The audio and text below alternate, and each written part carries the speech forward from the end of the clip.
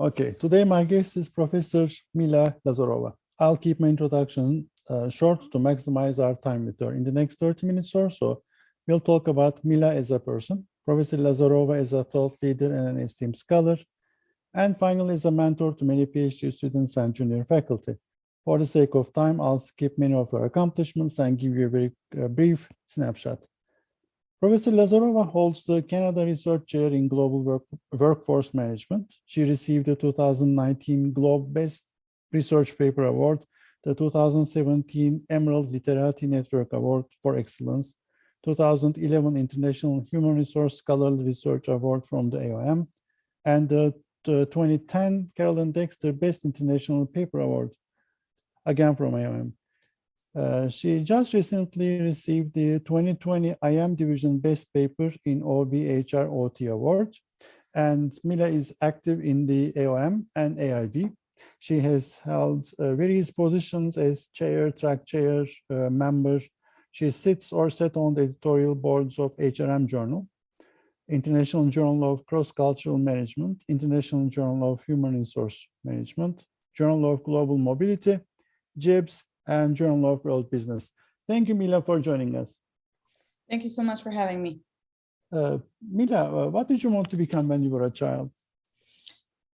I don't have exact recollections. My mom tells me I used to say that I would either be a teacher or a hairdresser. And that last bit is completely strange to me because I've never since ever had a desire to be a hairdresser. But I did want to do something that involved travel.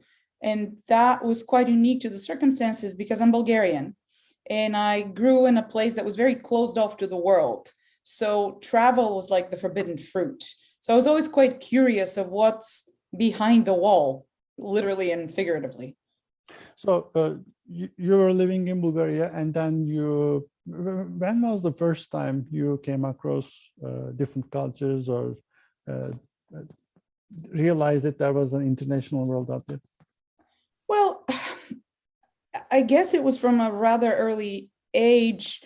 As I said, it was a very bizarre place to grow up, a great place to grow up, but also you knew that the world, there were differences around the world. There was the West and there was the East. So we couldn't really travel. When you're a Bulgarian, you needed an exit visa to exit the country. That's before you ever get an entry visa to another country. So I remember being quite envious and sad and mad when my parents traveled to Hungary and they kind of had to leave me as a collateral because otherwise they wouldn't let people travel. So I had that awareness that there was something bigger outside and I was curious about it. I didn't know if it was better or worse, but it was just different. And I've always wanted to be able to go there. And I was lucky. I'm probably among the luckiest generations because I grew up in a place that was quite stable. I received great education. And just as I was becoming an adult, the world opened up for me. And then I was able to travel and find out about all these places by myself. So in a way, I was quite lucky that way. But cultural differences per se, not until I started doing it myself, not until I traveled to the US. How did you choose academia? It chose me. When I was in Bulgaria, I did a degree in international business. It was sort of like a MBA with an IB profile. And as I was studying, I almost on a bet applied for a scholarship sponsored by Open Society by George Soros and ended up at Duke University. And I spent a year there as an exchange student.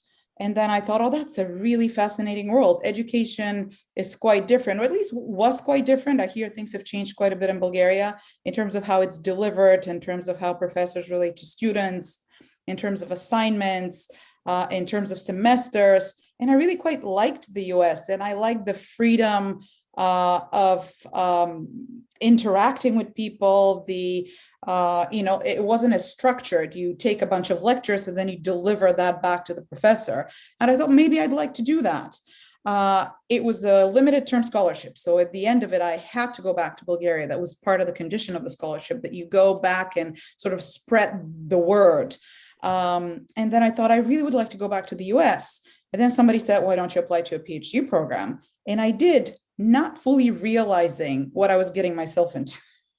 So I was accepted at a few programs, chose the one at Rutgers, and it wasn't until midway through my first semester when I went, oh, so that's what a PhD is like. I was lucky there was a good fit, but it could have turned out very ugly indeed. So it was really more by happenstance. There was no grand reason when I went into it. I wanted to study more and learn more and be in the US. About the Open Society, are you still involved? Are you participating in their activities? Are you being a speaker, like a showcase? Look, this is what happens if you stick to it type of a thing? Not very much anymore. And I think things have changed with them, right? Things have been quite restructured. There was an office in New York that used to run that particular scholarship. We do have a network of alumni. I did a piece of research many years ago where we talked to sort of the alumni of the people, past recipients of the scholarship. And that was quite interesting. But over the years, these links have deteriorated. I still keep in touch with a few people, but not really. Okay. Something that is not on your CV that people might find interesting. I am married to the same man 3 times. And that's all due to very differences in laws and contextual rules. So we first married in City Hall in New York because we needed to do that to get his Canadian visa.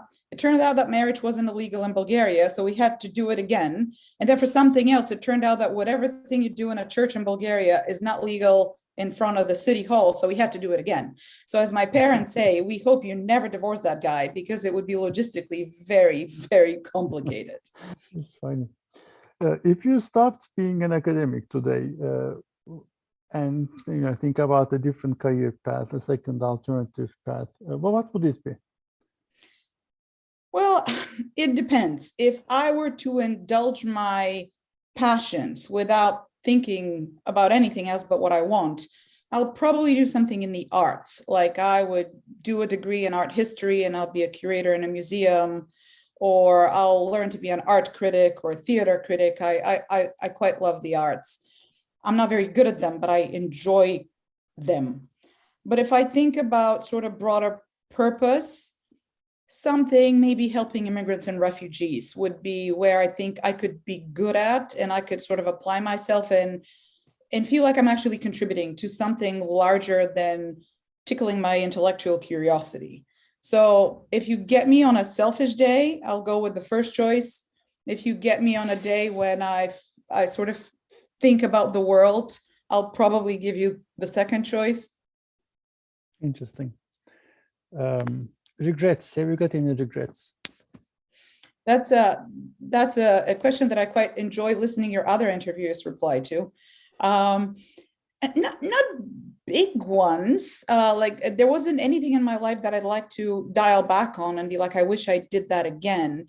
Regret is also a very heavy word for me. It's not, I am really sorry that such and such paper didn't get accepted. Of course, I have many of those, sort of things where I failed professionally. It's more, the biggest regret is probably being unable to control myself, because I do tend to fall into the not very healthy pattern of getting into what ifs. What if I went to European University? What if I went to a more research intense institution? What if I had another child? And it's sort of I think about the road not taken. And I regret that because it's not very productive. It's best to make best of what you can and what you have rather than think about what could have been. So that's just a personal failing of mine. So I don't know if it's a regret, but I guess I regret I do that. And then there's a lot of little things, that I'm like, I wish I'd done it differently, but regret has this very heavy meaning for me, So not in that sense. But what's fascinating is people in these interviews, when they say, I have no regrets, I don't like to think about regret, the way that they reason it is so clear, so crisp. Because I do have a lot of regrets. I do think, how can a person not have any regret? But I'm trying to understand the logic, the reasoning behind people saying they cannot have any regret because the way that they reason, it's so fascinating. Well, what's the biggest, what's the big failure, something that taught you something? I mean, every failure teaches you something. Or at least if you're smart, you learn from it. So I've been very lucky with my career, with the people I've worked, and I don't think something like a paper not being accepted or a project not going through is something to regret, right? It's something you learn from. So don't work with that person ever again. Or if you're going to that journal, this is how you do things.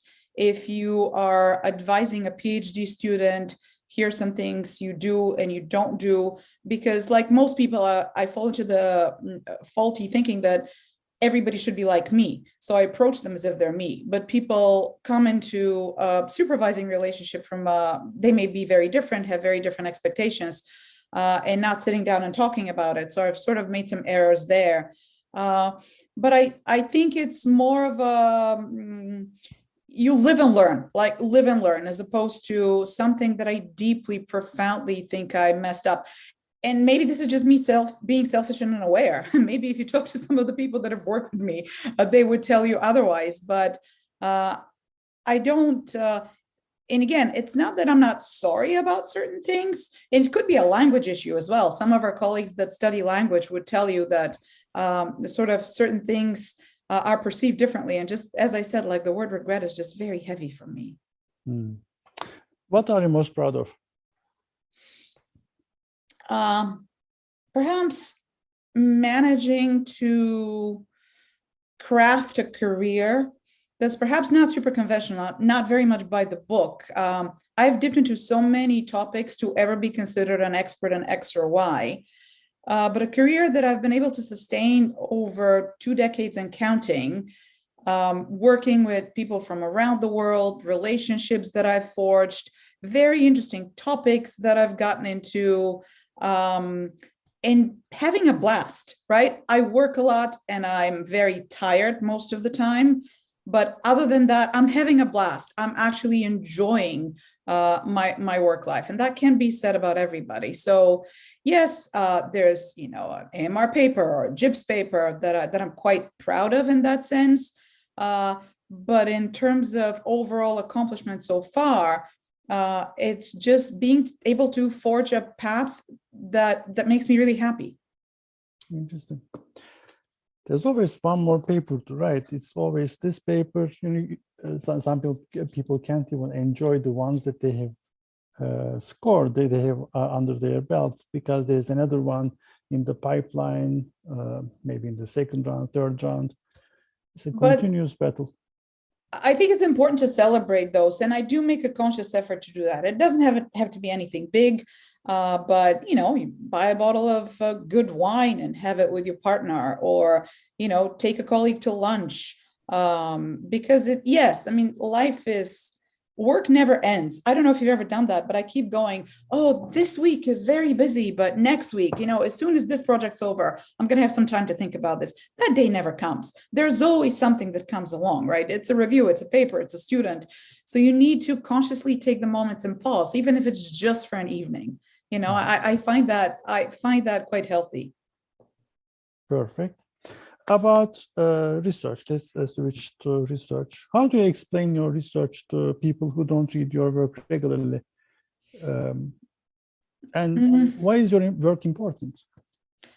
I think like probably some of my micro colleagues have said the same. Basically, in the broadest sense, it would be helping individuals navigate the world of living, working, and playing with people that are different from themselves, helping organizations overcome the visible and invisible challenges of managing people around the world, and harnessing the opportunities that such contextually complicated world and diverse people can give them, right? So I've done some research both in terms of individuals and in terms of organizations. So how do you navigate the global workforce? That's very broad. I don't know if that kind of gets at it. And then if people are curious and ask me questions, I can tell them more. What are some of the omitted variables, neglected areas of research in IB? Things that we have done a little bit, but maybe they need to be re-emphasized or reconsidered. I think it's a constantly evolving landscape. And I think the last few years have given us a lot of new things to think about and do. As I'm sure you're aware, sort of how does a multinational navigate this world? This national sort of the push towards nationalism and what that would mean for globalization, kind of on the more macro level. On the more micro level, I think it's a fascinating world of opportunity now. I've done a lot of my research in global mobility. So how does mobility look like in a world that's closed off? How is trust built when you never meet colleagues? We used to say that that's pretty critical. How do you build social capital over Zoom? How do you have people working on teams that never see each other? So how do you build organizational culture in a very dispersed world, even within a country, but also outside of a country?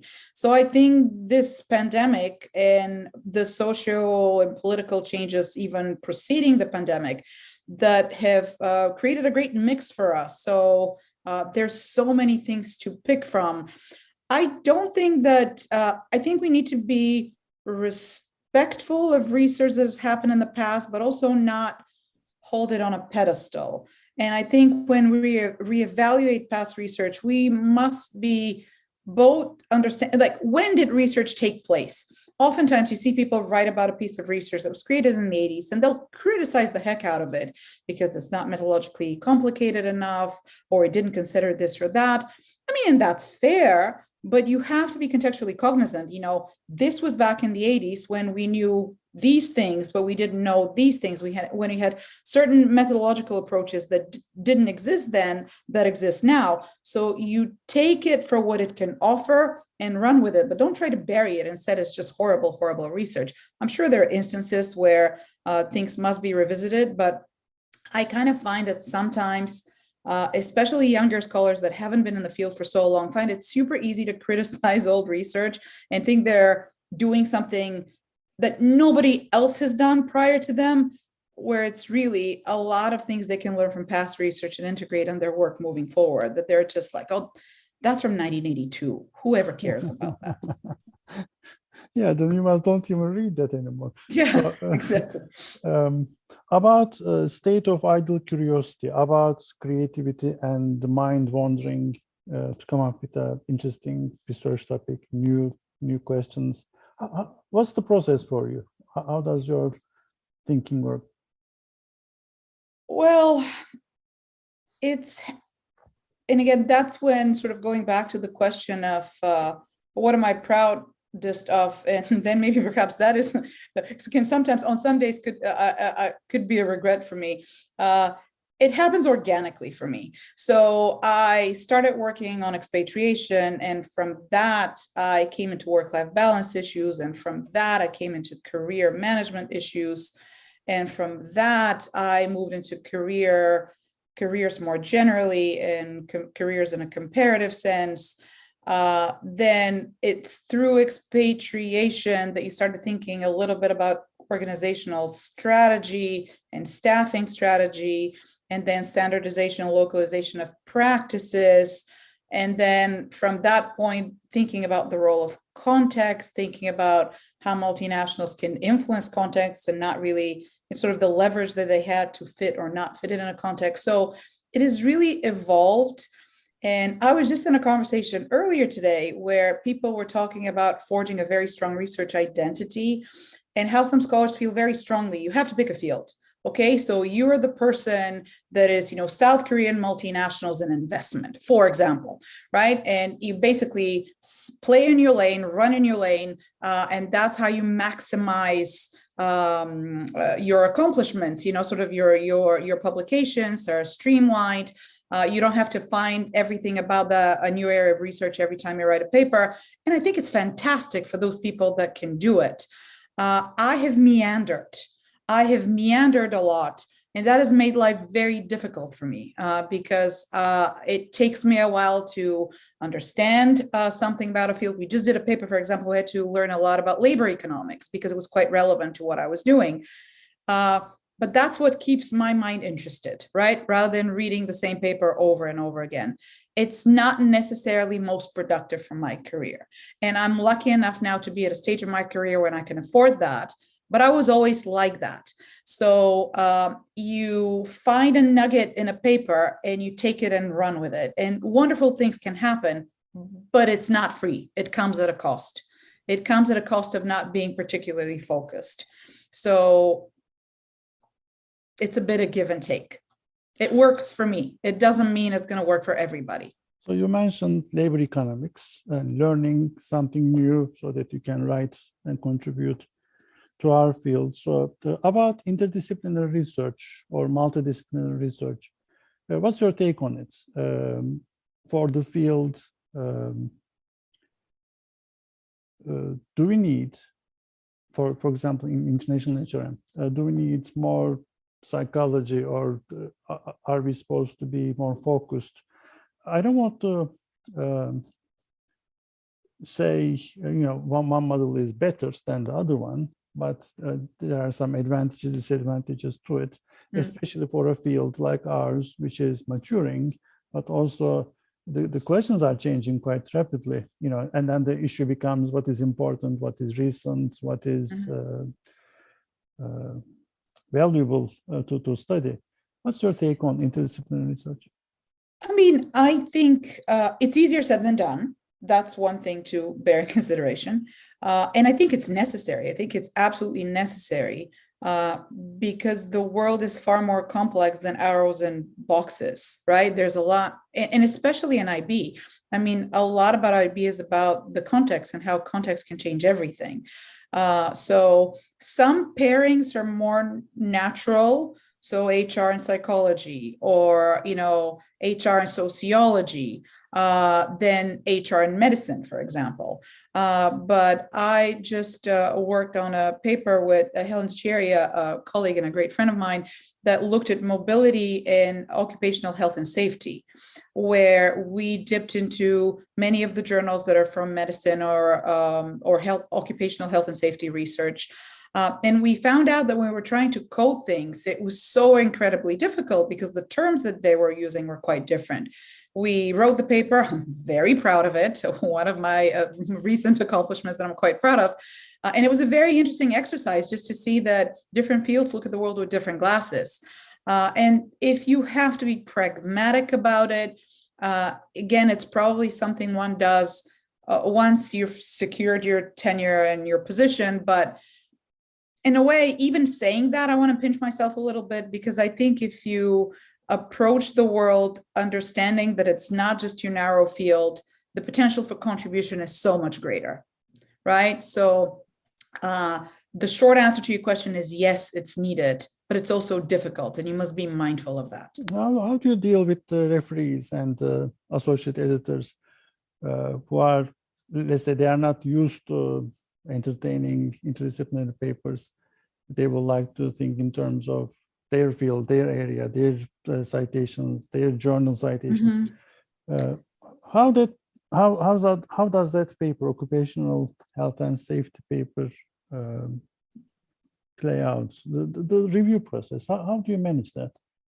Well, we had lovely editors and reviewers, but to answer, so we didn't actually struggle all that much. And I mean, it's also that's something often gets said in PDWs and professional development workshops for younger scholars. You need to know the conversation you're joining, and you need to frame the paper for the conversation you're joining.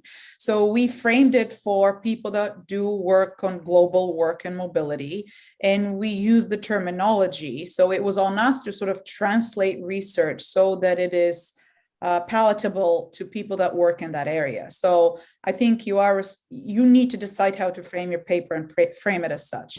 I think what helps me is my own work as an editor. So as an author, editors are your friend. You often don't realize that. And I realized that once I was walking in these shoes, editors try to accept papers. As an editor, you try to find something good in a paper and make it come to fruition. So I think it's okay to write a letter to the editor and approach them and say, that's an unusual paper. We integrate perspective from such and such discipline, maybe suggest a reviewer from that discipline. And it's on you to sell the paper, right? And I guess I know it's sort of a bit later in the conversation, you ask about advice, but that's a piece of advice that I've come to realize through my own work. Editors are your friend. You mentioned you were active for the past 20 or more than 20 years.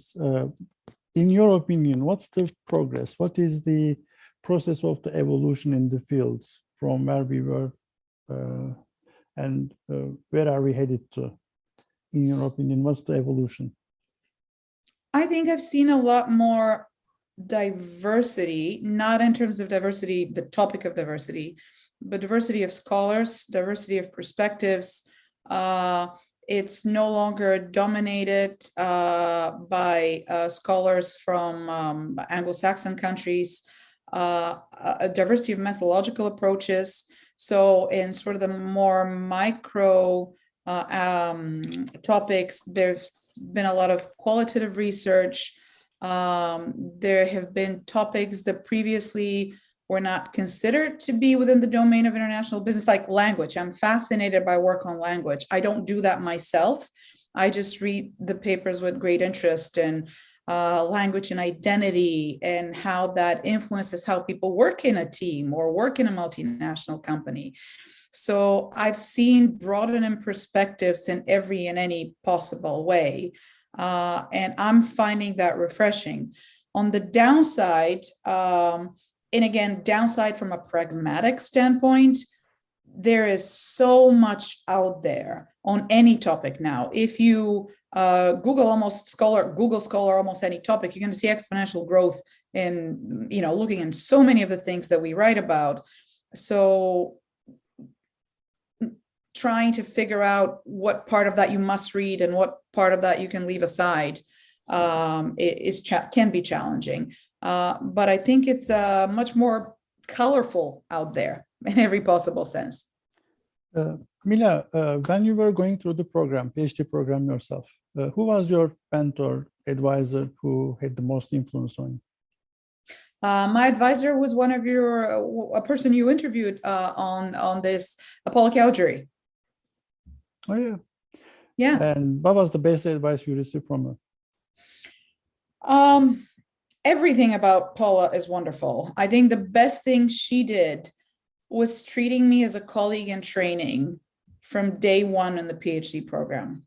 So it wasn't a PhD student you give tasks to. I was somebody that is doing her job, but isn't an apprentice. So I was always trusted with things that I was like, really? Like, I can do that? And it is that trust in me and that belief that I can do these things that made me who I am. So she gave me wings, and I found working with her fantastic, but it was just that, yeah, of course you could do it. Yes, let's collaborate on that paper. We wrote the first paper I published. It was in my first year of my PhD program.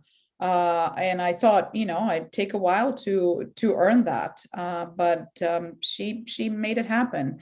And later, she's still very much a mentor and by now a dear friend.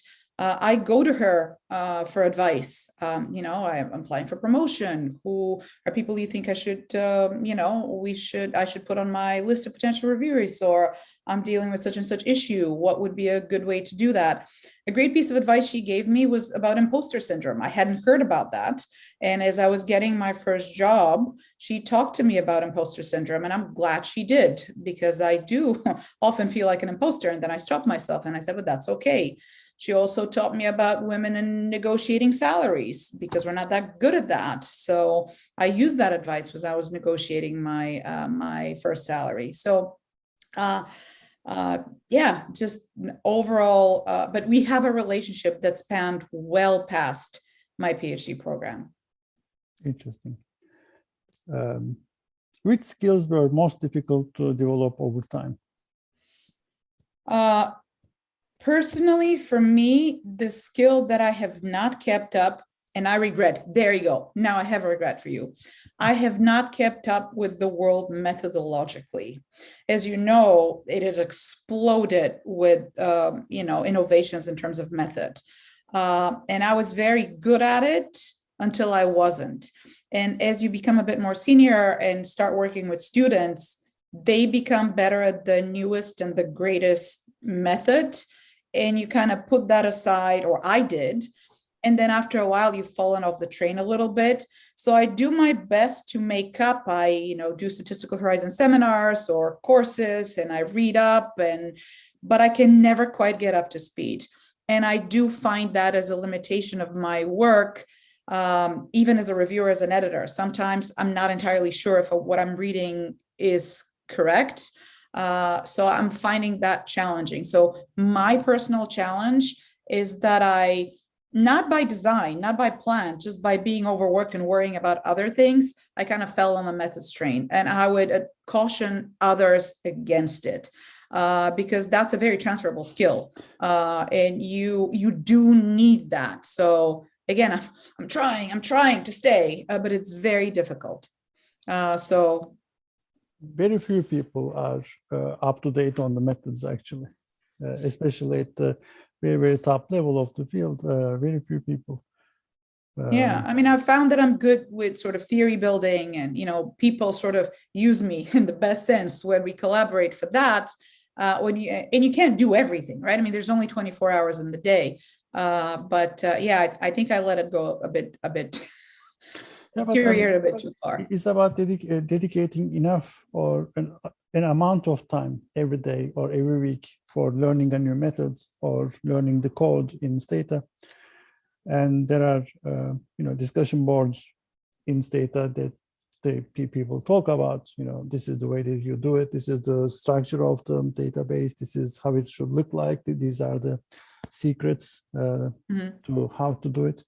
It actually takes a lot of time. I mean, I still keep up with it because I think it's important. Yeah. But it takes a couple of days a week to keep it up. About the common mistakes that you see across junior faculty or PhD students that you would say, don't do it. These are the common mistakes that people do.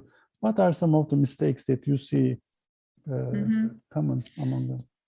Well, I've referred to one already, which is thinking that their topic is something completely new and unique, and not looking for links with the past literature. And some impatience. There's a bit of impatience to get stuff out. And especially early on, I think you owe it to yourself and to the field to understand the foundations. That's part of the point of being in grad school, having the time to read on things. Also, kind of putting the onus on the reviewers and the readers to understand why something is important. I'm amazed how even, it's not just junior scholars, sort of the importance of writing a good introduction and answering the so what question. Like, not all of us are very good at framing a paper in a way that we explain the so what question. I think that's an issue that I've seen sort of happen consistently. I guess that would probably be the one thing that I've seen consistently happen. Mila, what's the question that I should have asked you but haven't?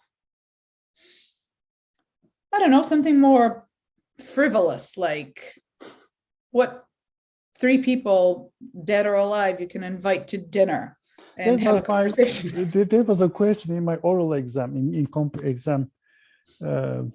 Actually, my econ professor asked me that. Yeah. What did you say?